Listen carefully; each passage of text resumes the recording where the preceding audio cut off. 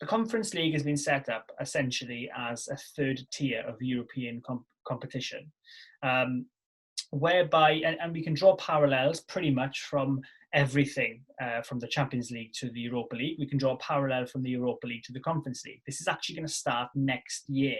Yeah. And the final is going to take place in Tirana in Albania with a crowd capacity of 22,000.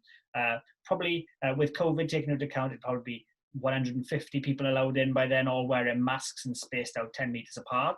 But it's going to be a small stadium, Tirana, Albania. It's going to follow a similar format to the Europa League. I know there's more teams involved in the Europa League. And it'll essentially be that third tier level of club that gets into it. And I think that's really exciting.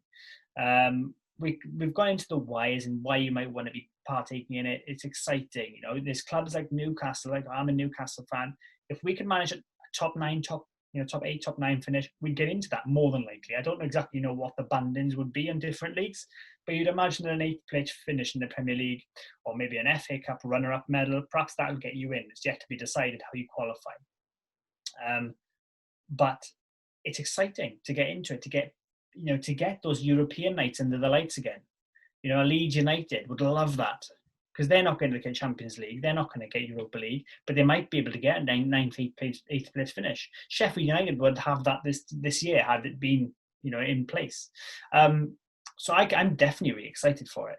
And the way it would work then is that the Europa League qualification, so for example, I think TNS of Wales win it this year, and I think they Connors Key perhaps one of them as well, and one of them lost in the last qualifying round, didn't make it through.